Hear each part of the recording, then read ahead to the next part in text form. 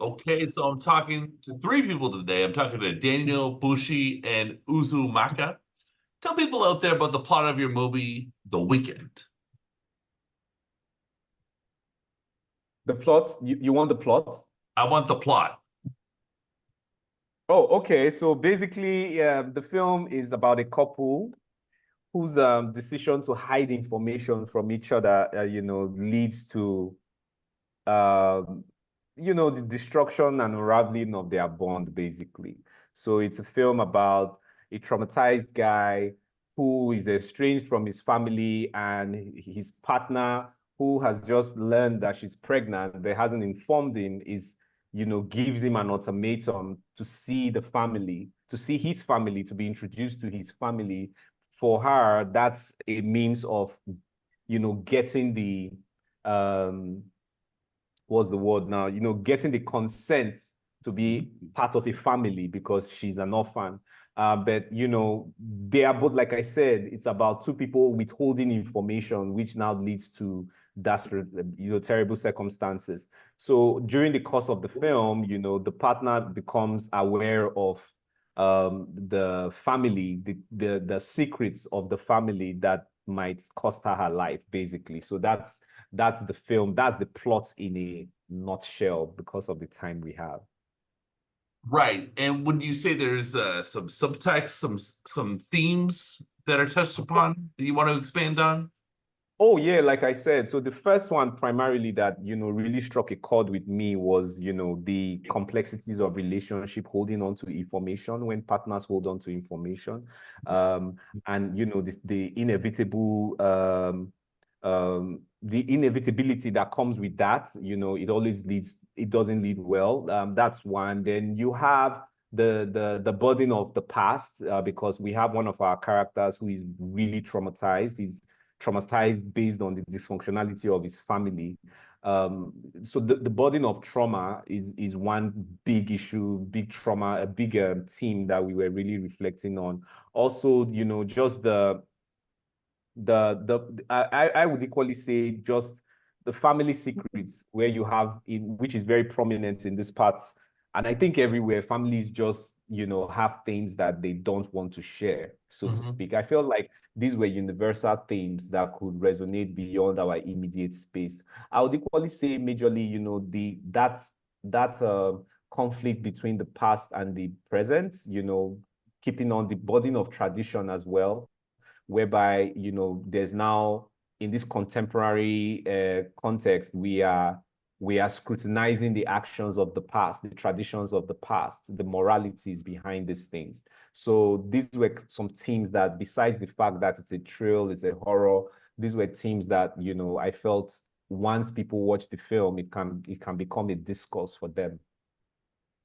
Nice. And there are some grisly scenes in this movie. It's emotionally harrowing. Were those tough to do? The more gruesome scenes? What was the set like on those days? And they were long. Like I would say they were long from the director's perspective. I would still let the actors, share their own experiences. Yeah. But for me, they were long, and I was very nervous because as a student of cinema, I have seen gore and just unsettling scenes being done in the most realistic fashion. So very early on, I started to question if we could execute it in a way that would be appealing for audiences, regardless of, and I felt we couldn't. So very early on, I decided to keep the horror away from being captured.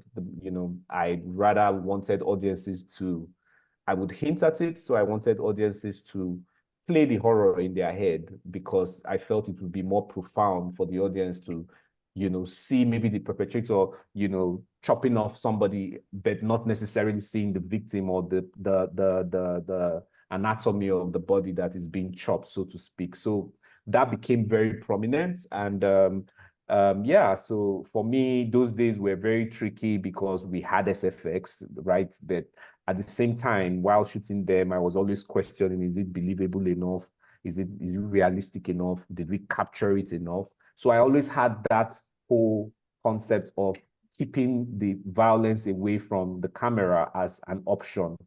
And during post-production, it became very apparent that that was the way to go, to keep it even more, to just keep that whole, that scare and unsettling factor at an all-time high as against dropping it, yeah, so for me. Yeah, and I remember also just the director talking about right atmosphere to like evoke a sense of suspense without without being too obvious. So it's better subtlety than just like go overboard and just ruin the entire experience for people. And so just like having conversations about the right way to capture this and just what to do and what not to do, just so that the audiences experience it subtly the same way that he was thinking about it. But for me, it was very exciting being on set and in the presence of blood and all of that. It wasn't scary. Mm-hmm. There was a bit where I had to smash something. I remember the director saying, "This is it. This is it." So and I was just really afraid. I was really scared. It felt like I was doing it for real, like I was hitting somebody. The blood pack and the what's it called, the wooden thing that's placed on the thing for you to hit. And but just having the director talk to you about this is the think about what these people have done, what you've observed in this family, things happen, go for it. And it was chilling. When I was done, I sat and thought, oh my goodness, I am the actress in this thing. And at the same time. It's just a mix of all the emotions. But I had a swell time doing it. Nice to know. Well, I'd say it was a dream come true, just playing with blood and being and having meat shoved down your throat, Oh, It was geez. just, yeah, it was just beautiful. It was beautiful. I'm not gonna lie. I'm sure my director could attest to that. We just kept on going. It was this scene that we did for, I can't remember the duration, but I know I was tired for a long minute, because we wanted to get what, my director had in his mind. And for me, it was just beautiful. At some point, my hands gave up because, I was tired for a minute. So it was just, personally, it was beautiful, and I'm really grateful to be a part of this type of project. As an actor, these are the kind of movies you want to be a part of, where less is more is the order of the day. You don't need to talk too much. You don't need to drop monologues. You're in front of the camera. Your eyes are doing the talking for you. There's a freckle. Uzomaka is extraordinary when it comes to that, and our director was pretty stern with us not doing too much talking. And it was just beautiful. It's just beautiful. I mean, this is the outcome. We're having a conversation right now. We're at Tribeca and everybody's talking about it, So, yeah, man, I'm excited. I'm excited. That's it. As you should be. As you should be. What can you guys say about one another as collaborators? Were you a big happy family? Say something nice about each other. I'm in love with Uzoamaka. I'm in love. Oh my God. What? I gotta say, no, she is she's a gift to us, She's a gift to this country, she's a gift to the continent. There's nobody like her. Daniel was saying earlier on about the features. It's one thing knowing how to act, having the gift of performance. And it's another thing being blessed with the circumference of an actor, where you don't need to do too much. They don't need to put the light on your face for you to be able to emote. You know what to do, and she's got it. She's got it. So for me, it was a blessing working with her. And this project was my first time meeting and working with Daniel. And if you let me, we're not going to leave because he's the reason we're having this conversation right now. Because I was blessed to get this script way before the conversation started, and what we have right now is his own version as opposed to all the other drafts that the studio had, and this is a testament to the genius that he is, so right now I'm just grateful and blessed to be with you guys, and thank you guys so much. Thank you so much, director. Thank you, Uzoamaka.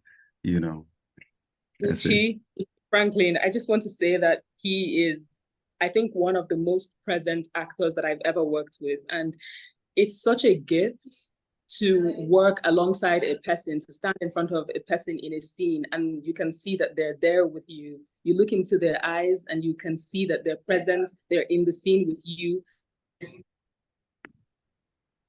Otherwise, like in other situations, it feels like you're looking into thin air, but here you were there with the actor, you're present, you're giving everything to me, and whatever I've done there is because you were there with me, and I'm so thankful. And director, oh my God. And I remember there was one day on set that just stayed with me and continues to stay with me. Walking out of the house, I remember he came to me and asked me if there was music that sort of situation, in that sort of mood, and he could play it for me on stage. And that, I remember it all the time, and I get emotional because that it just means that you care about not just the work, but about the people who are doing the work. And so that music was played for me. It helped me, but just the choir, and then acting towards what I've said, acting upon what I've said, meant so much to me. He's such an actor pays attention to you to elevate this scene, and it's just amazing to have worked with Bucci, the present actor, and Daniel, the present actor, the present director, the caring director, who wants you to do work. I just truly appreciate both of you. Thank you. Oh, I'm in love with you, Daniel. Facts. All right. So for me, I just want to say thank you first and foremost to Bucci. It was a delight to go through this with you. You were vulnerable, very vulnerable, to the point where I felt so blessed. It's one thing to work with vulnerable actors because I'm a very vulnerable person as a creative first and foremost. So when I see actors who are willing to go down that route, and you see, when I say you're a clean person, because even the way you handle your health, the way you handle your lifestyle, your personal lifestyle is so admirable, and it just transcends into what you do, how you perform as an artist. So that's something that I felt really humbled and blessed that I could work with you in that aspect. Then I will end with Uzoamaka. Uzoamaka, it was a delight to work with you. You reminded me so much of my beginnings as a filmmaker, the kind of actor that I wanted to work with in terms of that trust. At some point, it got a bit too much. If you remember, we had a conversation where you walked up to me and you're like, what did I get? Did I give you what you wanted? And I was like, just do it. Be you, Yeah. So honestly, I felt like I've always struggled with how do you communicate with actors in my early days, like how do you communicate what you want to an actor? Do you go into this big monologue, or do you just say one or two lines? But I always found it easy to balance it with you because you just have the features that work with what I want from an actor, what I desire from an actor. And I remember you came to set one day and you said you didn't sleep well because the room you were in was close to the highway and all that. And I remember I would always say, use whatever it is you are feeling. And you always trusted me to do that. You always trusted me. So it's always great when you have vulnerable actors and you have actors that trust you because it just boosts your confidence. So I really appreciate you, Bucci. I really appreciate you, Uzoamaka, for really believing in me to bring out the best, of myself for this work. I appreciate that. Well, Thank you so much, director. that was lovely. Thanks so much for your time, guys. I really appreciate it, and I like the movie. And I just wanted to say to Uzomaka, I really like Mama Wati as well. Oh, Ah, mommy wants yeah. All right. Yeah. I saw that in okay. Montreal last year at a film Oh, okay. festival on the big screen. And I just Okay. wanted to Oh, say I really enjoyed doing that as well. Oh, thank you so much. Thank you. You're welcome. All right. Well, it was really nice to meet you guys. Have a great day. you too. You You too, too. man. Cheers. Bye.